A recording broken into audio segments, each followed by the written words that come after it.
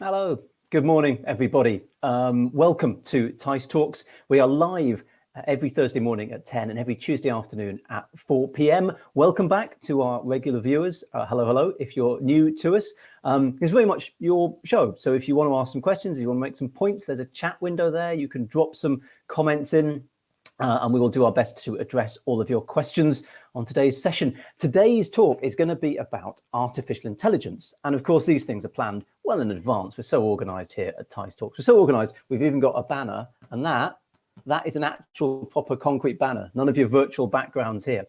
So we planned this AI talk, and usefully enough, today, this very morning, we've had a report announced from GCHQ, the UK Signals Intelligence Agency, talking all about what else? Artificial intelligence, and how they plan to use it and apply it for their cyber tasks. So we are bang on trend at teissTalks as usual. So we're going to be talking all about AI. And it's interesting because there's obviously the defense side of AI and there's also the attack side of AI. So we're hoping to be covering both of those sides of the debate. We have a cracking panel as ever. Later on, we'll be hearing from Stephen Spick, who is Head of InfoSec, CyberSec and Compliance at SHL, who work in recruitment and that area. We also have Ed Williams. Stephen, by the way, will be able to tell you far more about SHL. It's more than just recruitment, but I'll get him to explain all that later on. Ed Williams is Director of Trustwave Spider Labs, EMEA. They'll be joining us later on. But first, I'd like to welcome our first guest, who is a hacker and psychologist. If you've watched the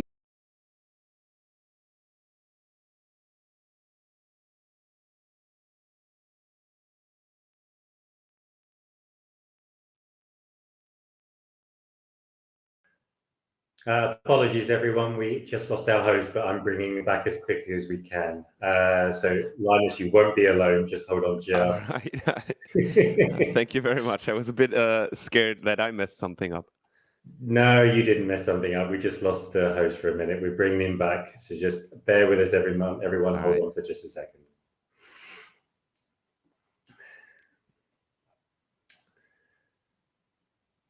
He was doing an introduction for you, I think. So whilst we're waiting for Jeff to come back, Linus, could you tell us a bit about yourself? All right. My name is Linus Newman. I am a German IT security researcher and hacker, if you will. Of course, just like most hackers of my age, I have never studied computer science and instead come from a different field, and that field is the field of psychology.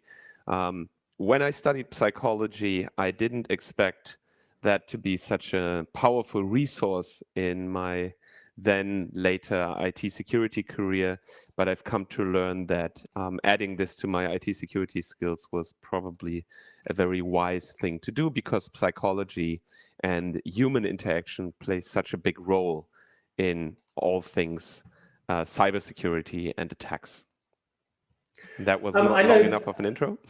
That's a good intro. So I know, so Jeff we're bringing him back on stage, but I know when he was talking to you yesterday, he was asking what was your first interest. So were you into computers very first, or was it the psychological side that you went into first, and which was more important, and how did that change? Yeah, well, I started actually exploring the internet and the insecurities of the internet at the age of 11. So that was when I started hacking. And I think it was my parents that motivated me, saying, okay, Linus, you're spending so much time in front of the computer. Maybe you want to spend some time with humans as well. So I went ahead and studied psychology. And once I was done with that, I went back to computers. Linus, it's Jeff back taking over. I'm so sorry about that. My internet connection, at the point where I was just about bigging you up and big introduction, bringing you on stage, and then you arrive, and then I popped off. I'm so sorry about that. I was a bit afraid that was my fault, but I'm glad we managed okay without you.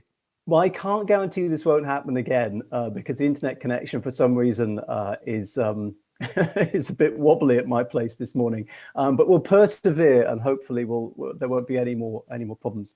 But tell me about that. I mean, our Thai self, Russell. Thank you, Russell, for stepping in. Russell is in the background, by the way, always ready to help out, and was extremely useful today. But the psychology stuff, as you said, your parents said, look, you're spending too much time on computers, but they could have said, learn horse riding or painting or whatever. Did they urge you to do the psychology stuff? Were you interested already? What guided you towards that bit as a distraction from computers? It's a bit too long ago to say, but I really found the field interesting to actually, study the human mind and Mm. think about how things work. I think there's a couple of stereotypes about psychology and psychology students when it comes to like Freudian stuff and all that. That was never my field of interest. It was more the empirical and scientific approach to mind and behavior. That is a very interesting field in terms of study designs. If you study something like physics, there are, actual precise laws. And in psychology, you more or less study probabilities. And you need to make very smart study designs to actually to study and measure the effects that you're interested in and not find any other explanations for them. So Right, yeah. I think as a science, it's a much more challenging field when it comes to data modeling and explaining your data. And that was quite interesting.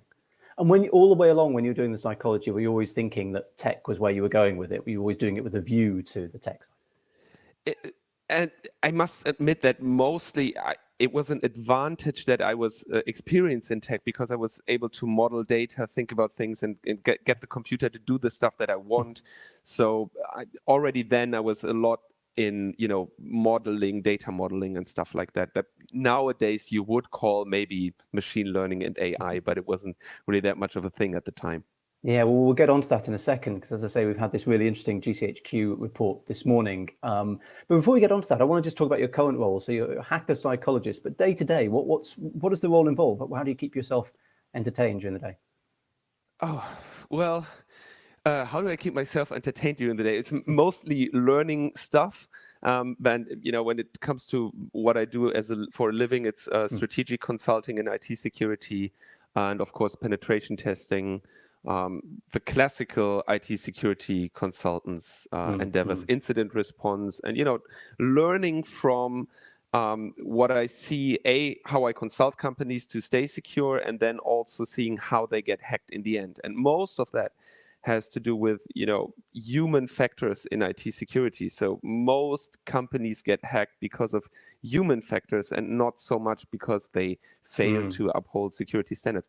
Technological security plays a role, but it's much less than the security of the humans. And that is a good news for the technology of IT security, because it says that we're doing a good job securing the systems technologically, but we're very poor in designing user experiences and user interactions that help people to operate that IT system securely. And that, of course, is also a big attack surface for everything AI. Yeah, of course. Well, let's move on to that AI piece, because I'm interested in this because there's obviously, as I say, the attack side of AI. There's attackers using AI type technology. And by the way, we've had this GCHQ report this morning. Let's talk quickly about that. Frankly, let's face it, GCHQ, it's not like they've suddenly discovered AI. And by the way, I don't want to spend the next half hour talking about how we define AI. Let's just sort of go with our working definitions. We might sort of flesh some out as we talk. But it's not like GCHQ have suddenly discovered AI. Clearly, they're putting this out. They're trying to work out how they do it. But obviously, they're doing it from a sort of defender point of view, largely speaking. The organizations you've worked with, have you been in places where they've said, well, we're covered, we've got our AI cybersecurity system? Is that a sort of common thing that organizations tend to have? No, I wouldn't say they tend to have it. They are, of course, interested because it's a buzzword and they want to spend money on it. But most of the companies today are easily fooled by, classic phishing techniques. Maybe one human put a little bit of thought into it. And of course, AI is the probability or the chance for attackers to mass scale higher quality social engineering attacks. And then again, as usual, you try to detect them as well, right? I mean, we've built spam filters for decades now, and it's the natural and logical next step to make them better and smarter. And this is what GCHQ is now advertising, not only for, let's say incoming messages, but also in monitoring for misinformation. I think it's more or less a natural evolution, and I'm glad that hopefully we're not going to have revolutionary steps, even though we see them with these, text generating AIs that become better and better. And what I believe may be the chance for attackers is, so the most successful model seems to be kind of hybrid attacks. You start out mass scale, you fish a lot of targets, and then you basically sort out which ones are the most promising ones. So this is what the Emotet group did, mass scale fishing, and then, seeing, okay, what have we got here? Let's focus on the most promising targets, invest manual labor, manual hacking, good old manual hacking there, destroy their backups, roll out the ransomware, and cash in. Now, probably social engineering can become better, not in actually rolling out the attack, but getting a trust relationship with people, right? For example, it's good old Kevin Mitnick social engineering to first build a trust relationship with your victim, do them a couple of favors, ask them for a couple of favors before you actually ask them to do something that breaches security, right? So this is something maybe an AI can do for an attacker, build a colloquial relationship with the target with a couple of stupid questions or, simple interaction, and then eventually carrying out the attack. And of course, particularly business communication is something you can teach to an AI and have it generate communication. So this may very well be something that attackers may reach for, and then again, you need defenses against it. Because that's interesting, because what you've outlined there is the sort of the initial relationship forming being done by an AI. And it's interesting because in my mind, that strikes me as something a human being would naturally do. And then once that's done, the computer can take over in terms of the intrusion. But it's really interesting. You're talking about almost a chat bot, having a conversation back and forth to get those relationships going. And to some extent, this is what we've always been doing with computers, right? We explore fields, we learn things, we teach the computer, and we try to have them do stuff that becomes too tedious for us. So we have new resources to invest in the next step, right? And specialize in the next thing. And anything we can automate, why wouldn't we? Why wouldn't attackers do it? And why wouldn't defenders do it? Yeah. I was just looking at my bookshelf for my copy of, which I don't seem to have anymore. Maybe I lent it to somebody. Kevin Mitnick's Ghost in the Wires. Is that his book? Was it? I think that's one of them. And I tend to forget the classic social engineering one. I don't have my bookshelf around here. It's in the other room, so I can't. You need that, Linus. You're on a webinar. You're supposed to have your books lined up behind you to show how how knowledgeable you are. In particular, if you apply for jobs, there was this study by German journalists recently that basically said, so they tested a hiring AI. That the promise of this startup was, okay, we'll pick your candidates for you and give you more objective view of their behavior in the introductory meeting. And well, it turns out as long as you have a bookshelf behind you, you increase your chances by like 25%. So yeah, I should have a bookshelf, or at least, have a green screen and have a couple of smart books behind me. John Seger has saved our lives in the chat window. The Art of Deception is, of course, the title, I think, of the Kevin Mitnick one. Yeah. That is exactly the title. Thank you very much. Yeah, he's I remember reading Ghost in the Wires, and there was just this amazing point where Kevin Mitnick, if you don't know this guy, at one point the world's most hunted hacker, he managed to slip the net. He managed to get away from one of the investigations, but he was then so annoyed by the fact they'd investigated him that he hacked back into, I think it was the FBI, to work out why they're investigating him. And I just thought to myself, leave it. You've managed to get away. Just stop. He could not stop himself interfering and tinkering. And I think he slightly dug his own hole, did Kevin Mitnick, in some of those investigations. He's a madman, and I met him a couple of years ago. He gave me his business card, and his business card was the coolest business card I ever saw. It's made of metal, and it's laser cut little pieces for a lock picking kit.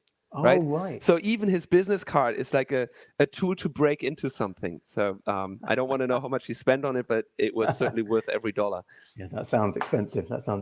Hey, the other thing that GCHQ is talking about in this AI report is trying to spot deep fakes and trying to spot disinformation and all that kind of thing. And I'm quite interested by this because I think there was a point in time where you could spot bot accounts and you could spot bot activity. I don't know about you, I've found it increasingly difficult to work out what's genuine, what's real and organic, and what's automated, and the crossover between the two.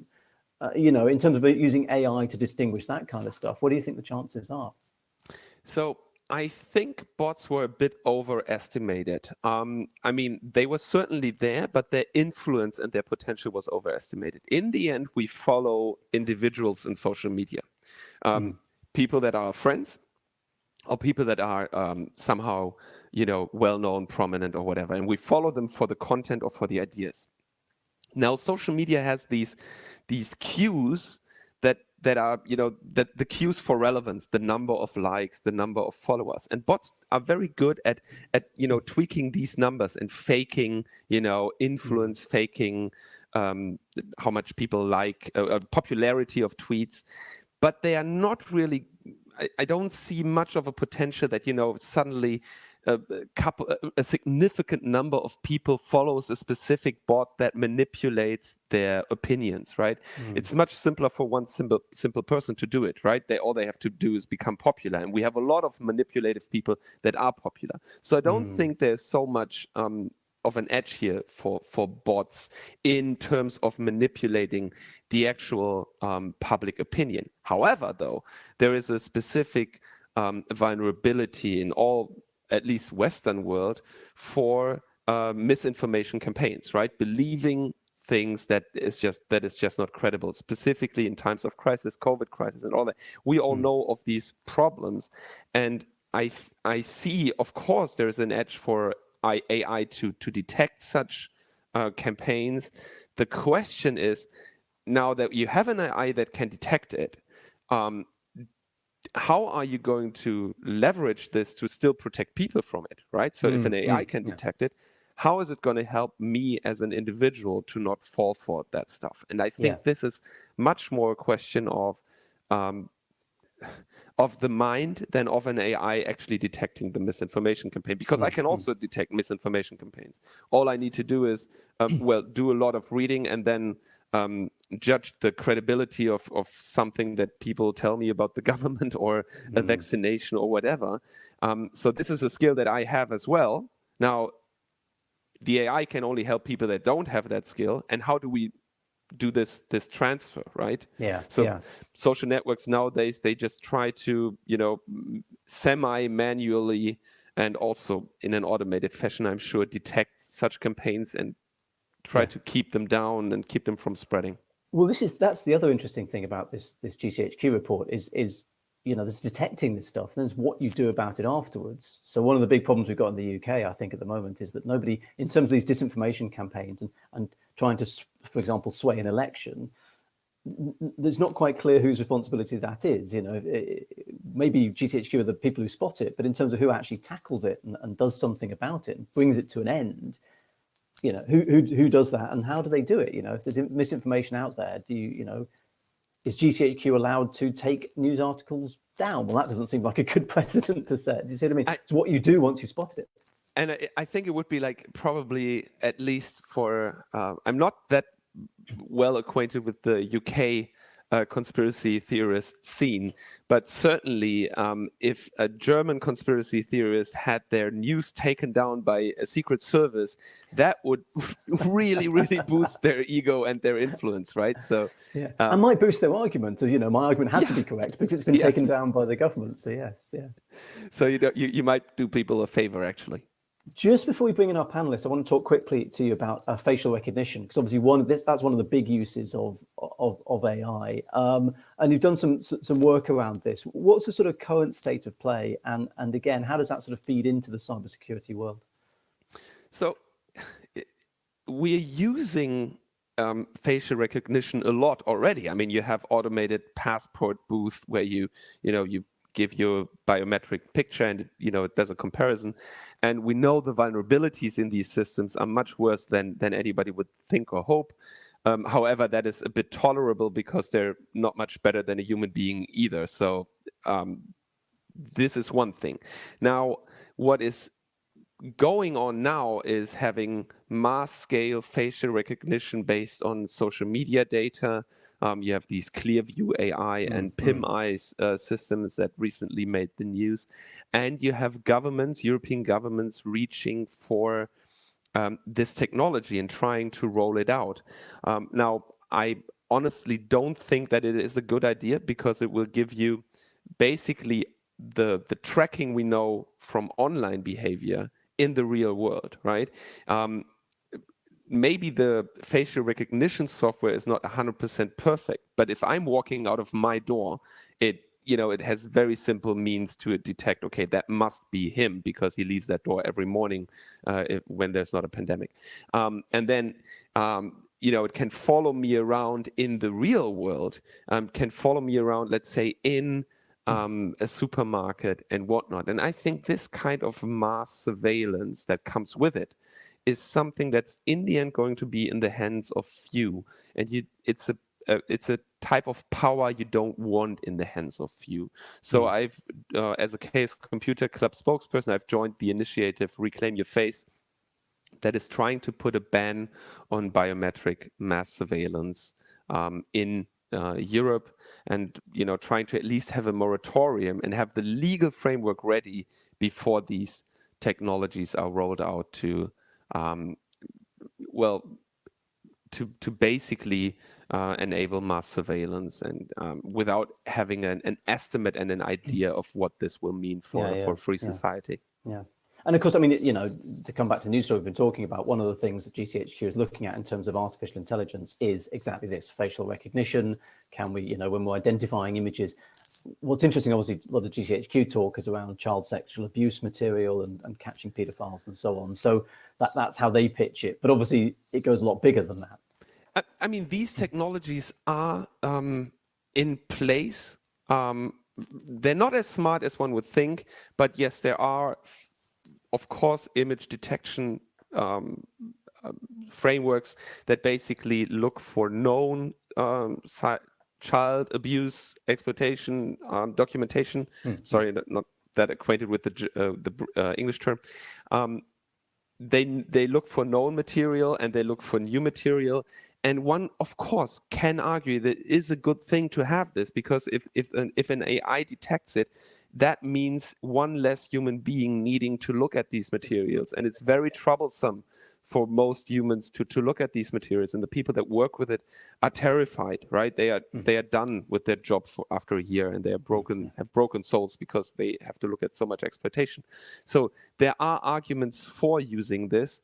Of course, it's a problem if if an AI has to make the decision whether something is that kind of material or not. It also has to look at the other material, and that means, of course, you have a vast information disclosure of your private chat contents as a normal individual to some kind of AI controlled by a private company or a government. And that is where probably the mistrust should begin.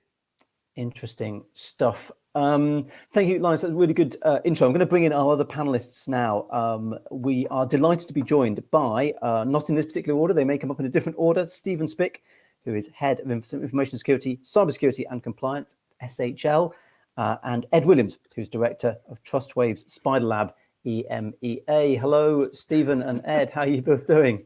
Good, thank you. Yourself? Yes, good. Ed, you held something up. What was I missed that? What was Kevin's the book. Art of Deception. The Art of Deception. Fantastic. Yes. You win the prize. Sorry, being a nerd. Good stuff. Stephen, let me come to you first of all, because I sort of probably badly explain what SHL does. Just for those who don't know, what's the company do? It's quite interesting, and again around AI, it's quite interesting. It is. So we are the market leader in data-driven people insights from the talent acquisition phase through to talent management phase. So from the element of recruiting people and finding the right person for your role, through to developing that person throughout the life cycle within the organization. So a lot of data driven, a lot of science involved. Yeah. So the big question is, if I have books behind me, will I get the job? Is that how simple it is? Not at all. No, there's much more to it than that. Okay, good. Stephen, thank you for that. Ed, I got confused. TrustWave, Spider Labs, because TrustWave I've heard of, Spider Labs I've heard of. What's the relationship between the two? Yes, Good question. So Spider Labs is the pen testing arm of TrustWave. So I manage what's like herding cats, a group of pen testers. Okay.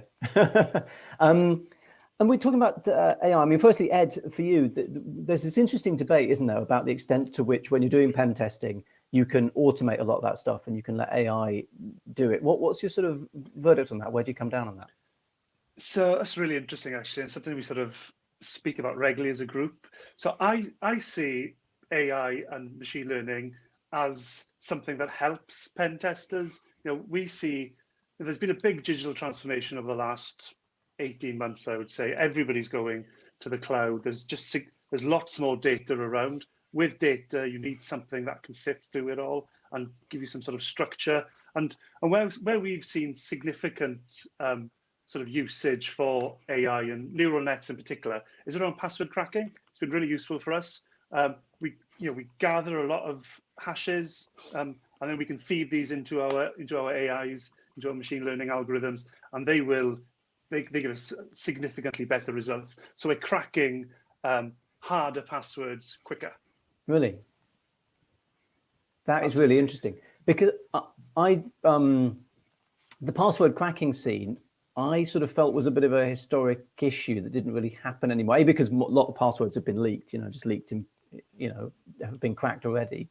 But B, also I thought password cracking wasn't a thing anymore. But that, from the sound of it, it's still very much a thing. It's still very much a thing, and something we do a significant amount of. So if we're compromising an environment, we're always looking to move laterally into that environment, and we need some sort of credential to be able to do that. More often than not, we'll gather a hash of some description, and then we look to move laterally. And if we can crack it, we'll use our neural networks to push it in. And people use they always tend to use patterns within passwords. Now, as somebody who creates rules for those patterns, we might not always be able to figure that pattern out really quickly, but using machine learning and AI, we're able to do that.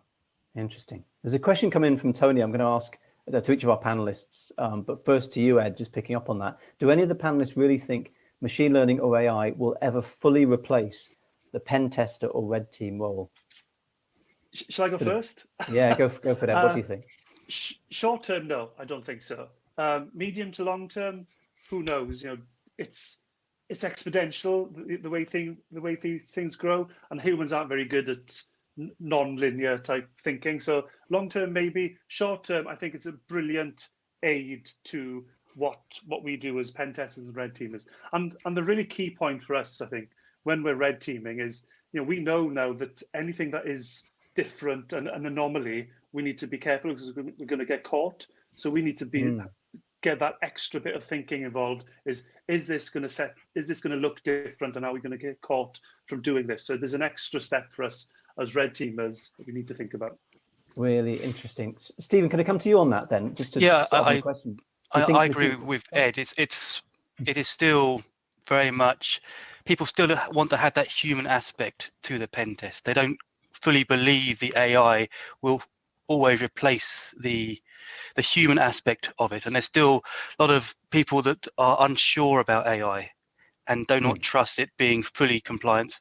I was talking to a company last year that were trying to sell a completely AI, completely computer-driven pen test solution, which sounded amazing. It sounded really, really good. But if I then had to try and sell that to my clients, they would probably not be happy with that approach. So you have to get the right balance between that personal interaction piece and doing it in a human way, and people trusting it in the same way as they do at the moment. So that's interesting. So Stephen, to pick up on that, do you think it's trustworthy enough, or do you still have issues with it? Because obviously, if you say, look, it's trustworthy, people say, well, we prefer human beings. That's one thing. But do you think actually they should get over that and just trust the AI? I don't think it's quite there yet. I think that I would prefer to have Linus doing a lot of it for me, rather than having an AI component doing all of it for me. I would quite have having Linus doing part of it and AI doing the other part, but I would still want to have that human piece doing for me at the moment. I don't think that AI is really caught up to be anywhere close to being a Linus. Yeah. Linus, let's come to you. What do you reckon to this? So I mean, I'm glad Stephen says so, but of course, I'm a bit concerned that many of the skills that are relevant to penetration testing are eventually taken over by, let's say, automation. And already penetration testers work a lot with, automation, automated detection, and scanners like Nessus and them have been around for probably decades. But there's always the relevant edge is understanding whether or like how critical is that vulnerability in the context that you're investigating here. And this has for a long time always been the relevant part of a penetration tester to understand, okay, look, this may be considered a vulnerability, but it is of little impact in this situation, or it is of high impact in this situation. And then of course you always hack by combining a number of vulnerabilities in a specific way. Now and this is a lot of contextual information that so far has been, best understood by humans. So I think there's always enough of an edge for somebody to interpret the results, but I'm quite certain that there will be more and more automated scanners to supplement the work of a penetration tester. But I hope that you still need enough context and a risk model and a threat model and a complete understanding of the application or web application or whatever you're testing to get a smart risk assessment based penetration test out of it. So I hope there's still some place for me. Let's put this. I think this is a good point to put a poll to our viewers. So if I can call upon our Thai self, who's probably calmed down from the initial point where he had to step into MC for a second. Can we do a poll? And can the poll question be, will AI take over from pen testers? I suppose that's the question. Let's stick the poll up and see what people reckon to that. But while people are mulling that one over, I wondered, Linus, let's start with you on this first of all. What I find interesting is, we're going to end up with this augmented model where there's the artificial intelligence, but it's supplemented by humans, and it's humans are either using it or being guided by it. My concern was, does the AI start to sort of guide behavior in that, yes, the AI is doing a lot of the bulk work for you, and human beings are picking it up later on. But if you do that, is there a risk that the human beings end up picking up the stuff that the AI is focused on and not seeing, as good ethical hackers do, around the corners and seeing the bits that are being missed? The AI guides your behavior. Is that a risk? So there is a general problem with AI. I mean, it needs learning material, and it will most likely, if it's not trained well, only be as good as the learning material that we supply to it.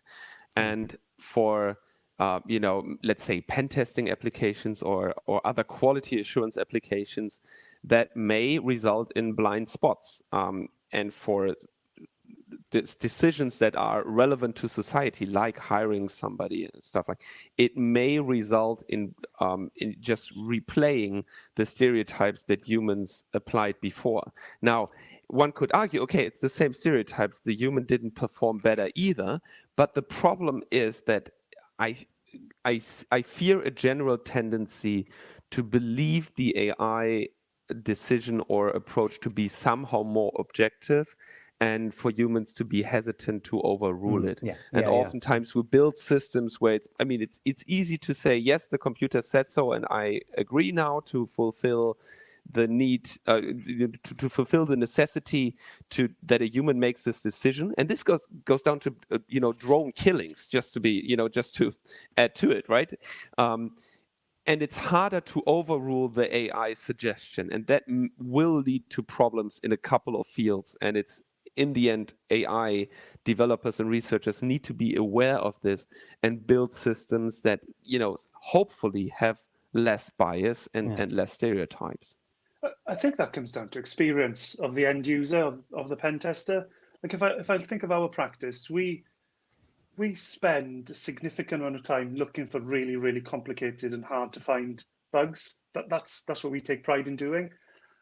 And so we use automated tooling to get to a certain point, and then it's the pen tester, the technologist, that will drive that home and looking for that really complicated horizontal privesc or whatever it might be. So I think there's a lot of learning for I use the end users as a pen test in this example, but I think that's really key as well. Mm. Stephen, I'm going to come to you in a second, but Ed, I just wanted to talk to you about there's an interesting exercise you've been doing around social media and this tool, Social Mapper, and being able to use that. Just talk us through that, because if you haven't come across Social Mapper for our viewers, it's a really interesting piece of kit. And Ed, can you explain what it is and how you've used it? Yeah, it's actually really straightforward. So it'll grab a picture, say from Facebook or any social media platform.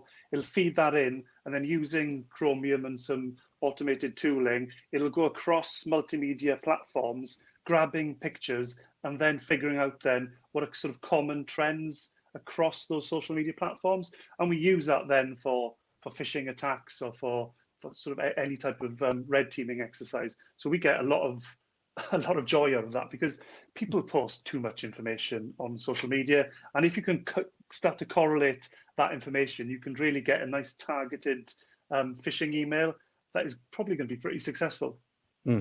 Fascinating stuff. Before we go to Stephen, our poll has come in. I'm going to declare it come in anyway. Probably still people voting. Will AI take over from pen testers? Yes, and soon was 8%. Maybe was 42%. And no, never, a resounding 50%. So I don't know. The no's win it, but only by a nose. So it seems that people are concerned that this may be the result. Stephen, let's come to you. Talk to me about your role at SHL. So you talked about the clients that you work with. How do you sit in the organisation, and what's your remit?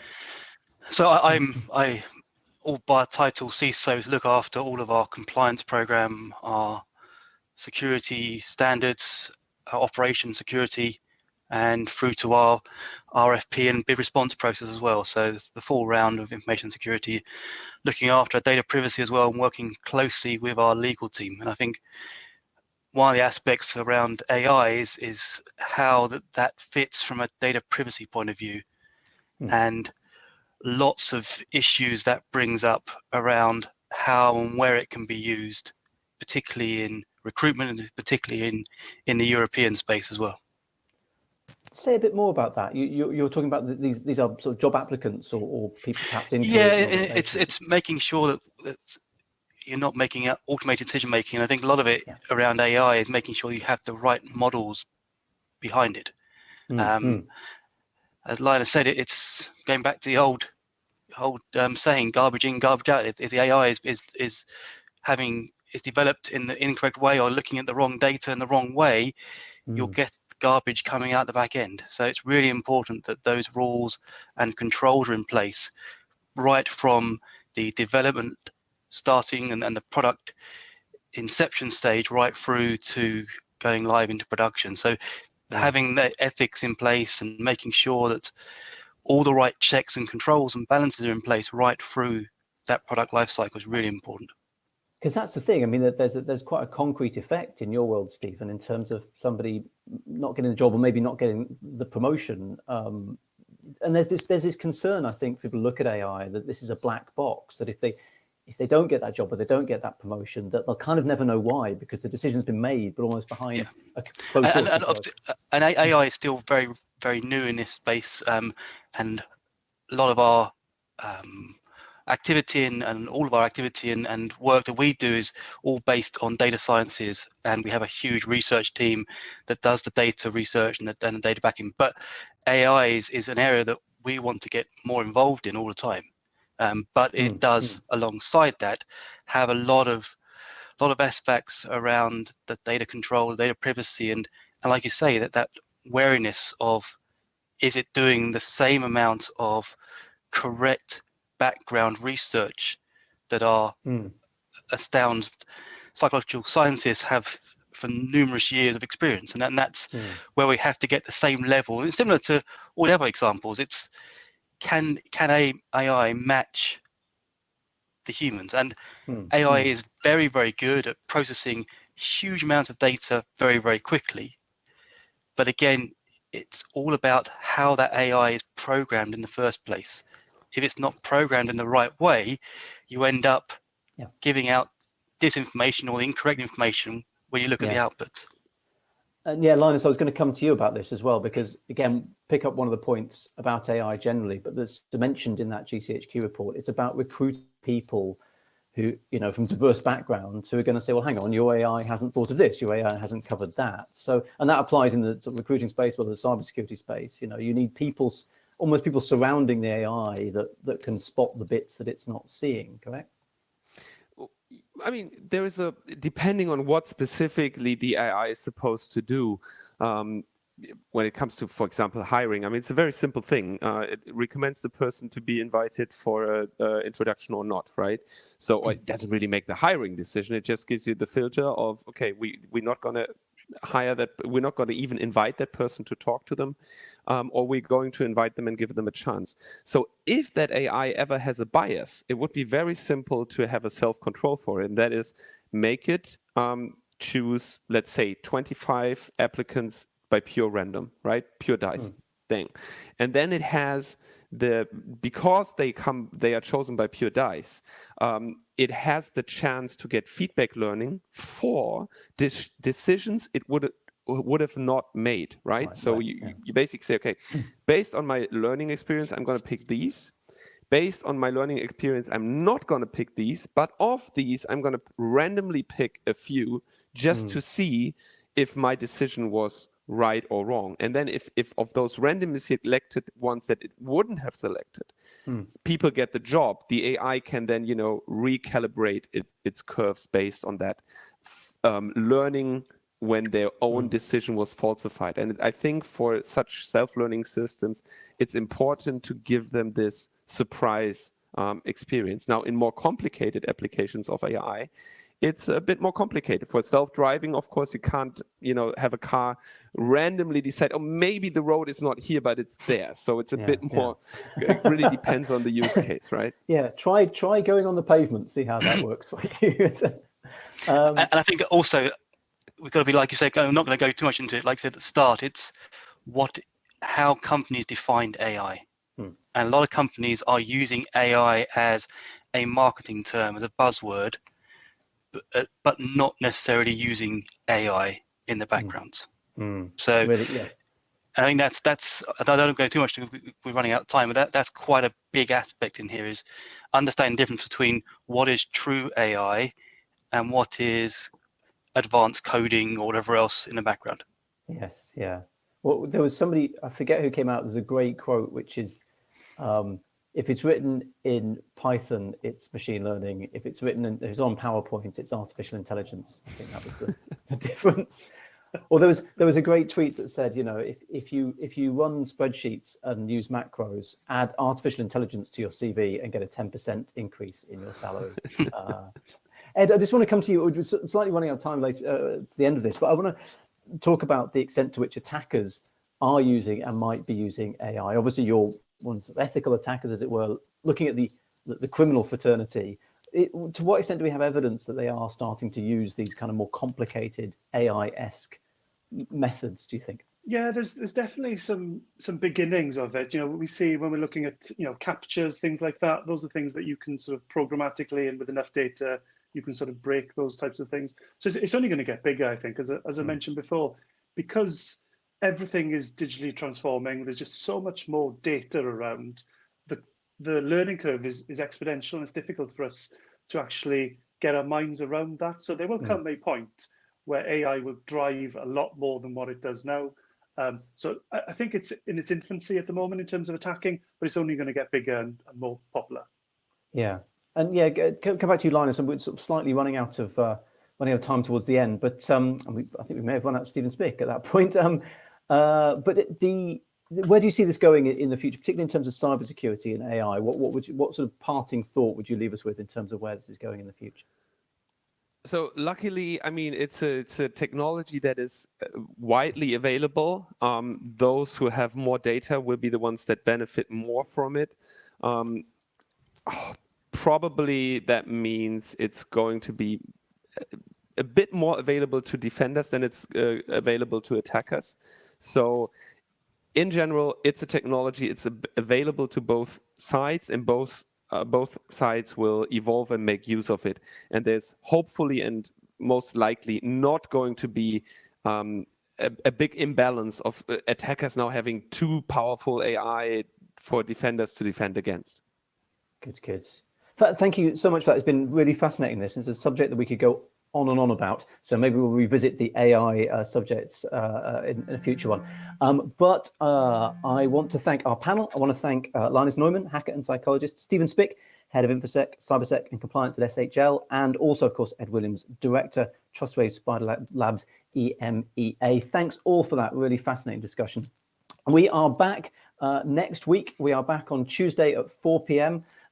Jenny, my co-host on the 4 p.m. panel on Tuesday, is going to be discussing what is your InfoSec goal? Is it risk reduction or risk management? So tune in live 4 p.m. next week. And at 10 a.m. Week today, 10 a.m., I'll be discussing remote security awareness. Is your remote security awareness program failing? So please do tune in for those. And you can catch up on this teissTalk afterwards, along with all of the other teissTalks. You can watch them back. We shall look forward to seeing you soon, and have a great rest of your Thursday. Thanks all. Cheerio.